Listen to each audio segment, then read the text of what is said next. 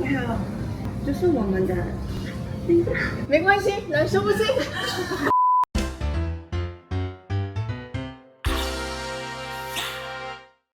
嘿，我芊芊呐，爱记起赞、搁起订阅，时煞介绍给你所有的朋友哦。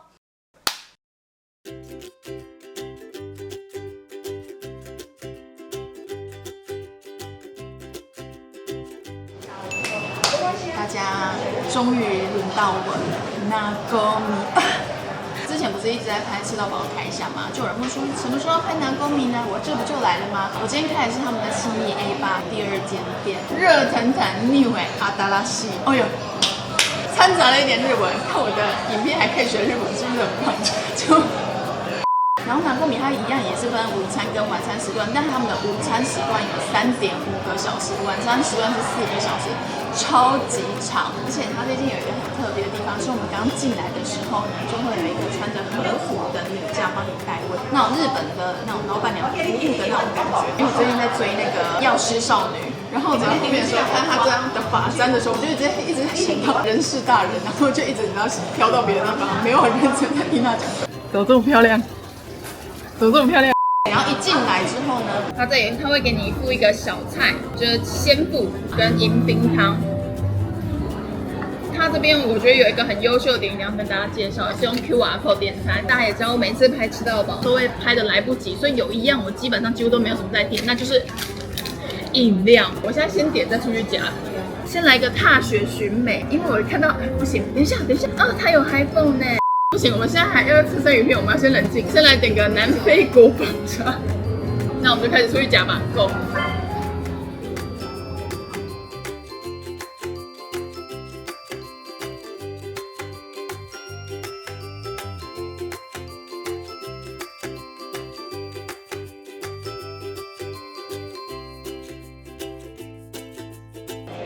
我们现在夹了第1轮，然后这一轮是生鱼片、寿司、蔬食类，然后跟它的鲜布，它不会是日式料理，因为它的分类是那种会席料理的分。我刚刚没探头探脑看了很久，然后它的那个下酒菜啊跟小菜超级多种，我刚刚在那我整个慌张，你知道那个架上就好多，我不知道该怎么办才好。然后呢，我现在首先来吃一下它刚刚的那个餐前，有点像开胃小菜。它这个的餐前的小菜，它口味上就比较清爽一点点。然后我觉得它笋子很好吃。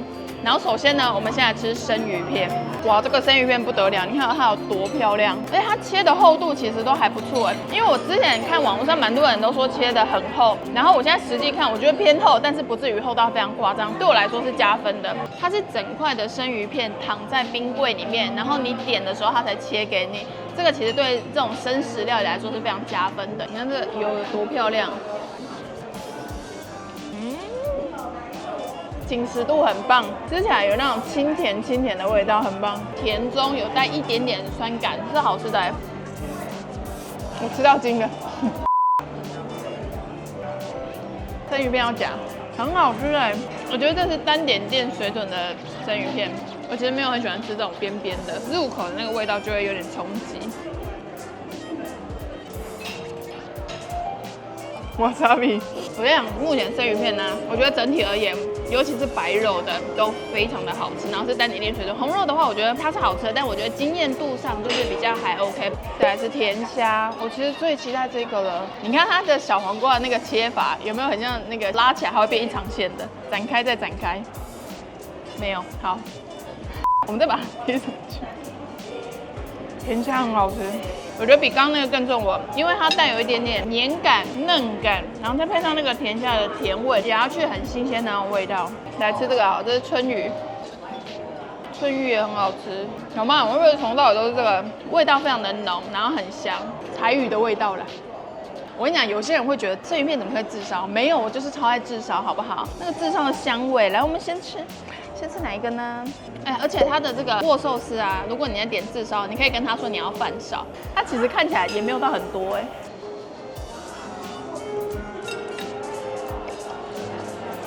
首先呢，鳗鱼的口感非常的好，松松绵绵滑滑，再来就是触饭的各位，它咬的时候有一点点绵牙的感觉，但是它是粒粒分明的，而且它的酸是亮的那一种，它跟那个上面的西鳗就会配得非常的刚好。不要饭少，你们就饭正常，因为它饭本来就也没有很多。先吃比目鱼好了，这个要点10个。一入口它就整个化开，然后那个甜度就会跟着那个饭包在一起。要不是我今天要吃全冰箱，至少哈，我可能从头到尾就疯狂给它点个10罐。像干贝小颗，可是它的甜度非常的高，至少香气跟干贝的甜味合在一起刚刚好。它品相少归少，但它很用心你觉得鲑鱼还不错。其他的太强了，无花果的小菜，因为刚吃完炙烧之后，感觉应该要转换一下味道。我觉得它有为了台湾口味做调整连旁边的那种芦笋的味道都是那种新鲜，然后脆，可是口味上又不会到太重，你吃得到食物原本的味道。螺是我有点害怕的品相，真的就是下酒菜，给你吃一点点，不解啊鼻耶。这还不错，软脆，然后又不会伦敦的。竹荚鱼的很好吃，浓郁酸又有鲜味，我喜欢竹荚鱼。手卷来了，哇，手卷看起来也太好吃了吧！我们现在来吃哪一个呢？我们先来吃味道比较没那么重的芦笋虾子的手卷，而且它现在目前手握起来没有到很饱满，这点是加分的哦。还有里面有饭呢。小鸟味很加分，因为它是比较厚实，所以鲜味非常够。如果你要放一阵子，它软掉之后会变得比较润，所以大家点手卷一定要马上吃。这个是新满牛蒡，新满怎么那么难？新满牛蒡。大家如果喜欢吃新满类的话，我觉得刚刚的那个炙烧的鳗鱼比较好吃。它这个它牛蒡其实会有点盖住那个新满的味道，有点小可惜。手卷。我想我心中已有了个答案。你们会点豆皮寿司吗？我看到沈前阵子就发现都问说，大家去寿司店的时候点什么会觉得是赔钱货？然后我看到很多人说豆皮寿司怎么会？那你会点豆皮寿司？不会。那你会吗？太浪费了。那你，而且它豆皮寿司饭也是少少的，这点不错。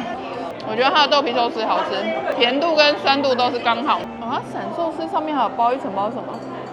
就鲑鱼，然后有一个棉被，它会冷。好不好？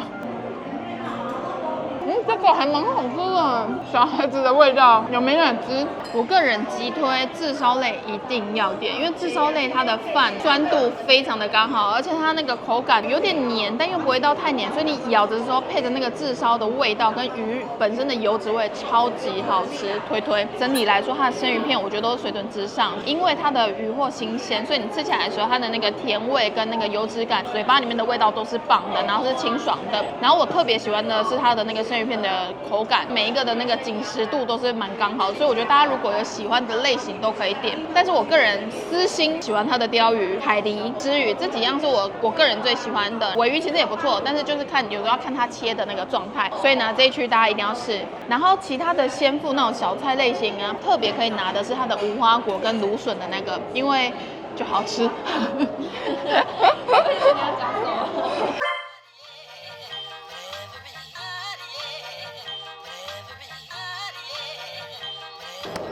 我们现在进入到烤物炸物区，我觉得它摆盘看起来超漂亮。那我先来吃烤物的地方，看到山药就一定要夹吧，山药真的是不能不夹。然后剥掉一些，它有点豆腐乳的那个发酵感，可是我觉得有点太多，Q点，可是好吃的。蓝山清风，店员刚推荐我的，他说喝到后面会有小惊喜。那里面有加清酒，可是清酒的感觉没有到很重，几乎都是西瓜汁的味道。西瓜汁有时候对我来说太甜了，可是它这个刚刚好。它名字很难记，因为我个人就是一个很喜欢骚扰店员的。我刚刚问完他之后，我又重复问了他2次，因为我记不得。现在给他吃什么呢？串烧鸡肉，很日式的调味，有加柚子胡椒，还蛮香的，而且它的鸡肉还蛮紧实的，有一点像是你去居酒屋会点的那种串烧。这是我刚刚另外点的仲夏夜，我点了2杯。为什么点仲夏夜？只是因为我刚去完瑞典，看到仲夏夜，我觉得忍不住很想点。大家想知道一点知识吗？瑞典呢，他们如果要进入夏天的时候，他们会有一个仲夏夜的那个活动，然后主要是要迎接夏天的到来，丰收的季节。看我的频道还可以有一些小知识，是不是很棒呢？但我觉得仲夏夜喝起来比较偏果汁，再喝一下我的国宝茶。闲聊很久，我跟你讲，我就是因为这样才会常常拍不完。有没有很漂亮？这个牛肉的，你讲啥？豆肉，没有中文吗？小卷可以夹，很 Q 很脆，哎，它蘸酱的调味没有到非常的重，所以它没有盖过那个鲜味，反而有提味的感觉。小雨轩可以拿，它烤得很好哎，然后里面它的肉还很嫩，我觉得它鸡肉品质用的蛮好的。然后再是鱼下巴，我刚才特别挑那种看起来油脂比较多的鱼下巴，结果我一夹它就上新的了，我就很想要把我这个，我只是内心想说好想要把它交换。能用切的就不要用牙齿咬，知不知道？大家要爱惜牙。话真的很多哎，怎么会这样子啦？那鱼下巴，我吃的这个摆在架上应该有一段的，它那边还是香的，而且通常这种放到冷掉之后会有车感，这个完全没有这甜味，要拿。烤饭团，漂亮吧？它有放山椒，好香，好好吃。小孩子会喜欢这个，因为它这是鲑鱼的饭团，然后外面的锅巴感不会到非常的重，所以咬起来口感就刚刚好。好，我来吃这个是南瓜鸡，鸡肉很嫩，它那个卤感不会到太重，很像那个家庭料理会出现的那种鸡肉。我现在吃炸虾。它这个炸虾是好吃的，不会到太油，外皮很酥，可是不会刮嘴巴。那你看它的虾子跟炸皮合在一起，合得刚刚好，没有那种脱皮的状态。我现在做我的炸物，里面还有那个虾浆可以夹，还有那个舌头。7月要来了，我告诉你，可以夹哎，好吃，熟的刚刚好，嫩嫩的，所以咬起来的外面的酥皮跟里面的鳗鱼那个口感就合得刚刚好。还有是要去哪？逃走？怎样是它的炸牡蛎啊？外面的那个酥有点像那种面包粉的那种感觉，然后它中间的牡蛎熟得很刚好，然后吃起来不会到有那种生感，我觉得好吃。那就是等于，所以大家如果想吃炸牡蛎，可以夹试试看。这个好吃哎，下面的鱼还带有一点汁，跟那个上面的梅子酱，而且它的梅子酱超酸，可是就很爽口。哇，超酸！可是很好吃哎，因为你吃一堆炸物之后，最后吃它刚刚好。没想到意外的很适合当结尾。这个烤物跟炸物区呢，如果你的食量算还 OK 的话，我觉得你可以跟朋友一起去烤饭团试试看，因为我觉得它烤饭团是有层次的。串烧类的，只要是你喜欢的肉类，我觉得都可以拿，因为不会干，都保有肉汁。然后鱼下巴一定要拿，因为那个油脂要挑。如果你看到它只剩最后一片，我觉得你就转一圈，下次再拿。但是它的那个油脂感，我刚拿最后一片还是很香。我觉得牡蛎不错，还有炸虾也不错。好，我们下一个。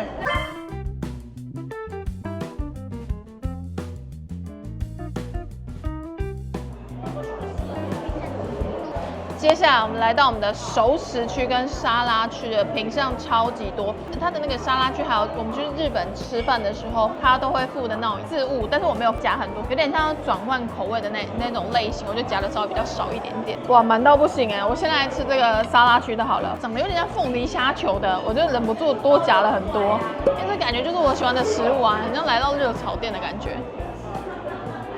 跟我一样小孩子口味的人可以吃它，它的整个组合很像台湾热炒店凤梨虾球，但是呢，它的美乃滋是日本的美乃滋，所以是完全不一样的风味，可是还是好吃。我跟你说，它这个 QR code 点饮料真的太方便了，因为以往在吃的时候真的来不及喝饮料，它这个可以直接点，我就忍不住就狂点。我点了2个，一个是金桔柠檬的 Highball， 然后另外一个是踏雪寻美。然后为什么要点它？是因为我看超多人推荐它的，要寻去哪里？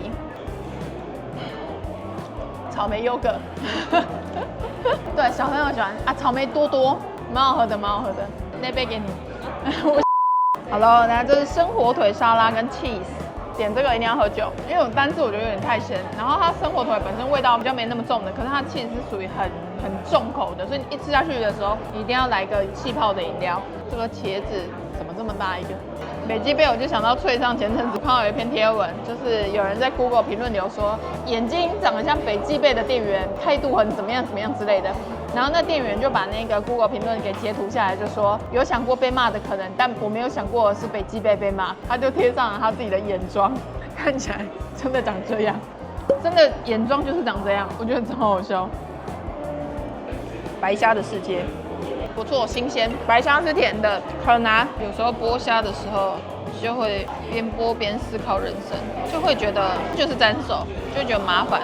可是虾子很好吃，看起来这么大一只，剥起来肉，其实这是一个正常的大小，就跟隔壁说玄米茶，玄米哦，可是它的虾子很新鲜呢，因为它的头啊很甜。我觉得沙拉的虾子跟熟食区的虾子，你选熟食区的虾子就好了。吃完那个虾子跟蟹，然后再喝一口金桔柠檬海宝，很赞呢！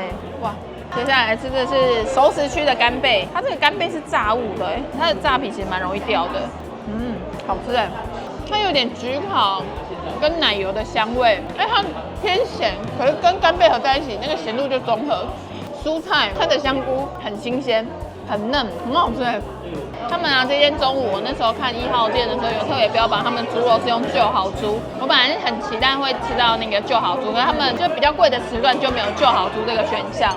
因为最近不是很流行金猪食堂吗？金猪食堂用的猪肉就是旧好猪，但是我今天没有吃到旧好猪啊。这一杯叫微醺花镜苹果汁跟接骨木，我想说都喝看不一样的。白葡萄酒本身的味道其实已经蛮重的，所以呢，你加了其他东西之后，我觉得味道没有到很突出，没有到很明显。它这个冷菜这里还有鲑鱼卵跟饭还有鲔鱼。到3点对不对？我们要赶快喝汤了，我还以为时间很长，我又要来不及了。然后这个是鲑鱼，这个就是西京烧，鲟鱼鸡精烧，鲟鱼。这个是没有刺的，它的西京烧都蛮好吃的。认真来说，我比较喜欢鲑鱼，因为那个油脂感更丰富，我觉得吃起来的那个油香味更棒。可是它的骨头很大，然后蛮刺的，所以吃的时候要小心。鲟鱼也很好吃，因为它肉质很细，扎实但是细腻。你眼睛，你要不要去睡一下啊？等一下我们还有汤，我们又要来不及了。来喽！对我每次吃这个，我都很痛苦。吃香鱼对我来说难度真的是有够高，我每次都会把它吃的看起来尸骨无存，你知道吗？其实我没有预想我会把它整个蛋剥出来，我只是想说先把皮剥掉，然后我就看到皮剥掉之后，我就看到好多刺，不然把刺剥掉好了，然后蛋就出来了。蛮香的，内脏的苦味比较明显一点。好，我们的熟食区跟那个沙拉区呢，我自己整体而言，我还蛮喜欢它的西京烧。我觉得它的西京烧鲟鱼跟鲑鱼口味都还蛮好吃的。虾子其实我觉得不错，可是虾子我觉得大家拿熟食区的就好。焗烤干贝那个我觉得也蛮好吃，大家有兴趣可以拿，因为它的焗烤跟干贝合在一起，有点盖过干贝的味道。可是因为焗烤本身咸度稍微高一点点，所以加上干贝的鲜味刚好就中和掉之后，我就觉得整体很加分。这几个我就可以吃。好，我们前进我们的下一样。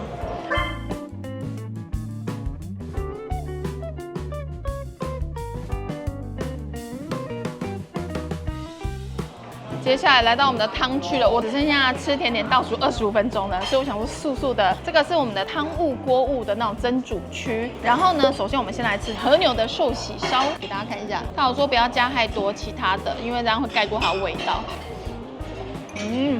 吃起来是嫩的，因为和牛本来就是嫩嘛。因为和牛的香气其实它有一个它自己特殊的味道，会蛮重的。可是它其实还蛮淡的，就是淡淡的，可能也比较薄，所以吃起来的味道我就觉得算正常。因为我本身就是热爱和牛之人，所以呢对这个算是略懂略懂。这个是牛的嫩煎，我有请他帮我切小片一点。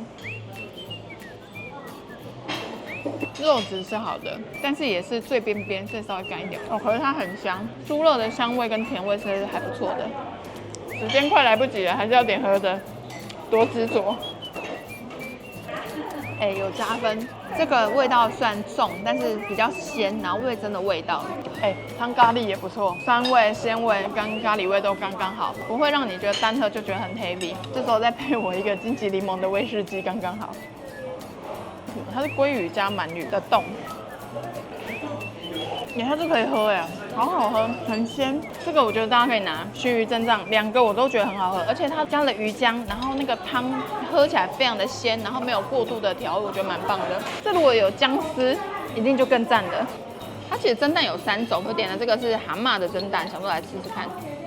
蒸蛋我喜欢很嫩很香，然后不会到太咸，像家里煮的，但是其实你煮不出来，因为淡，但是鲜味很够，可是又很嫩。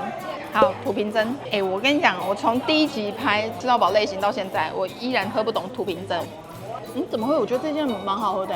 蒸跟锅物的这一区，我个人最喜欢的是它的鲟鱼珍藏，因为它的味道很鲜，然后鱼肉又很嫩，然后里面搭的鱼浆，整个合在一起就会觉得刚刚好。是一个很精致的一道菜，淡雅，但是鲜度都很够。不过它的炉烤牛是非常有名的，所以可能是我拿到的是最边边的，我觉得吃起来有点微干，所以大家有兴趣的话，来的时候可以试试看。好，下一个。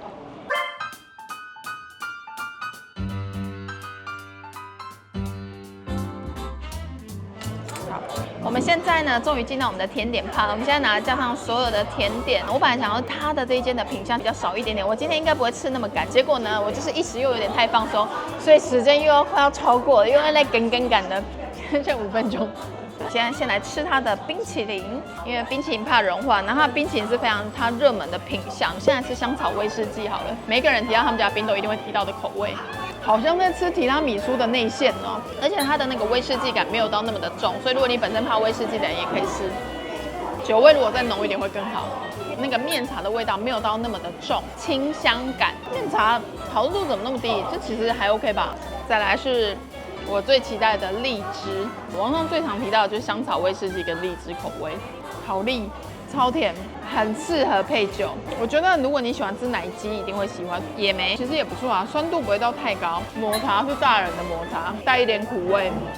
冰淇淋我个人喜欢面茶，香草威士忌其实我觉得也不错。荔枝的话，爱荔枝的人会喜欢。接下来我们要来甜点的，我们现在吃这个好了，马斯卡彭的跟无花果的这个，因为我总觉得它的样子感觉好像快融化的 feel。是不是我吃完冰淇淋，我觉得没有到很甜啊？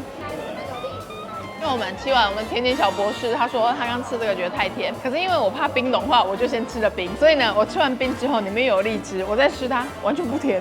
好，我们来下一个樱花随心卷饼，然后它旁边是黑糖酱，这个算日式很经典的甜点，它就是这种有点透明的样子，然后搭下面的那个黄豆粉。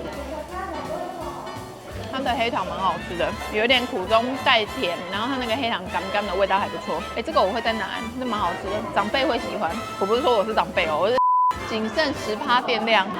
我们时间到了就算了，我们的相机也要没电了。这是抹茶半月烧，然后中间有红豆跟卡士达酱，单吃它有点太干了，配上红茶之后就刚刚好。然后抹茶也是偏有点苦味，但是不会到很明显那种类型。我们的最终跟我们的铜锣烧来了，最终。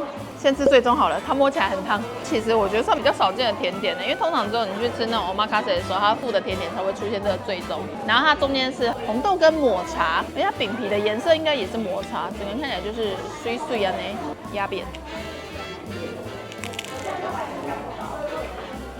我喜欢它的咬起来的口感，有一点有微微的粘牙，因为它是抹茶味，然后苦甜中带红豆，然后红豆的绵密感刷得很刚好。它上面还有个芽，哦，抹茶，哇，这个料会不会看起来太多啊？很赞呢，蛮好吃的。因为它现在是热的，刚做好的，所以里面超级湿润，所以有那个面皮的那个味道，配抹茶那种滑滑的感觉，你就会觉得很像在吃热的蛋糕。百香果塔。有一点像柠檬塔的那种冻的口感，下面有搭了一个那个塔皮，然后它塔皮没有润起，还是带有脆的，所以合在一起口感其实蛮好的。百香的比较好吃，百香果芒果奶酪，这个蛮好吃的，芒果很甜，带有一点点酸味，配上奶感，你就会觉得很搭。芒果跟蓝莓的这个都好吃。来，长相麻吉的人来了。怎么这么多 QQ 的？不愧是日式呢。最讨厌吃麻吉的人，是我喜欢的味道。